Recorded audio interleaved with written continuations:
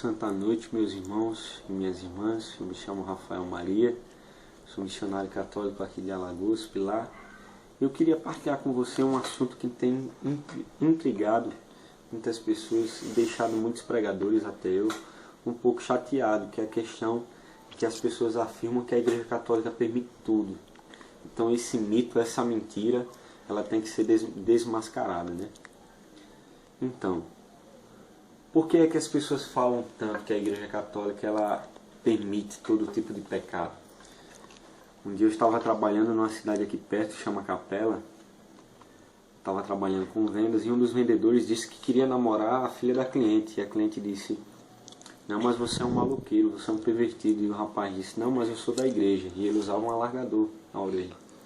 E a mulher disse: "Eu acho que você é da Igreja Católica, porque a Igreja Católica permite tudo, você tem um alargador."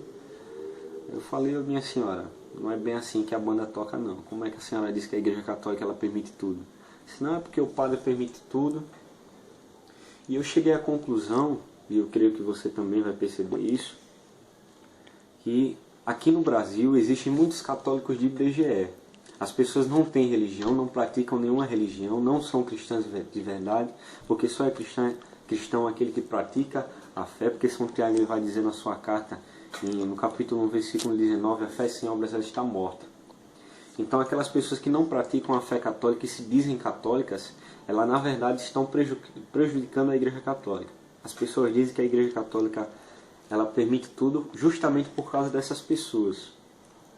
As pessoas que não praticam a fé vão para a missa quando querem, assistem a missa de manhã, no domingo, à tarde já estão na farra bebendo e afirmam que são católicos.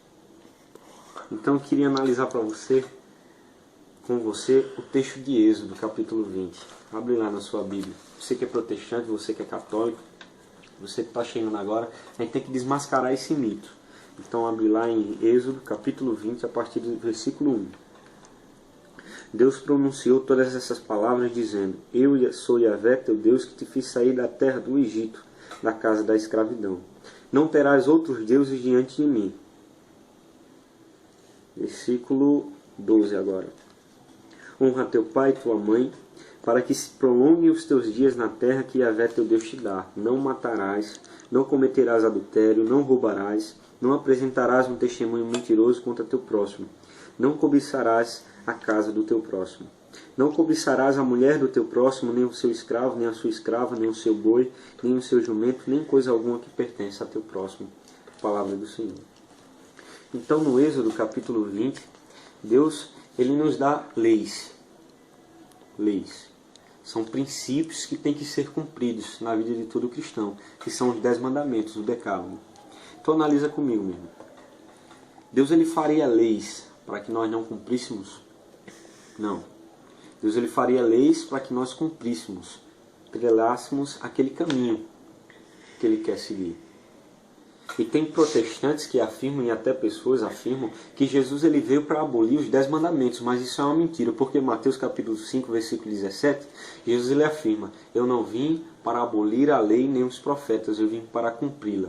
Então se Jesus ele veio para cumprir a lei, ele cumpria com certeza os 10 mandamentos, que é a lei moral de Deus. E onde é que eu quero chegar com isso? Nós estamos falando da igreja, a moralidade da igreja, nós já estamos falando dos 10 mandamentos de Jesus, é aí que você se engana, porque o assunto ele começa justamente aqui. Em Mateus capítulo 16, versículo 18, e depois no capítulo 21 de São João, Jesus ele dá uma autoridade a um homem. Esse homem se chama São Pedro.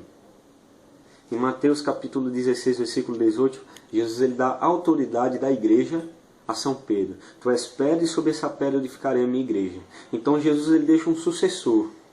Jesus ele está dizendo que vai partir para o Pai, mas ele não nos vai deixar só. Ele vai deixar um pastor para que guie o seu rebanho. Esse rebanho é a Igreja Católica. A Igreja Católica é a única igreja que tem a sucessão apostólica. Hoje, nós estamos em 2015, são 266 papas na igreja. Então são provas concretas de que Jesus ele estava falando justamente da Igreja Católica. Porque você não vai encontrar isso em nenhuma igreja. A igreja fundada por Jesus é a Igreja Católica. E se a Igreja Católica é uma igreja fundada por Jesus, ela é fundamentada também nas leis de Jesus. Jesus ele diz que não veio para abolir a lei, veio para cumpri-la, com certeza também a sua igreja deve vir para cumprir a lei moral de Deus, que são os 10 mandamentos. E como eu já falei, se você afirma que Jesus aboliu essas leis, ou que essas leis são besteira, não fazem parte mais do cotidiano do cristão, você está muito enganado, meu irmão. Porque Malaquias 3,6 fala que Deus não muda. Tito 1,2 fala que Deus não mente. Então, se Deus ele abolisse essas leis, ele estava mentindo. Então eu quero me dirigir a essas pessoas que se dizem católicas sem praticar a verdadeira fé. As pessoas que não rezam o rosário, que não têm uma devoção a Nossa Senhora. As pessoas que não leem a palavra de Deus e falam mentiras sobre a igreja.